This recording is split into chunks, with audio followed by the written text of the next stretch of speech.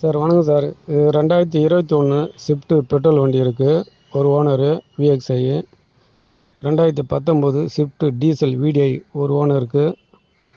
2018 Swift VXi petrol வண்டி ஒரு owner இருக்குது. இது எந்த வண்டி தேவைப்படுதோ இந்த நம்பருக்கு கான்டாக்ட் பண்ணுங்கள் சார்.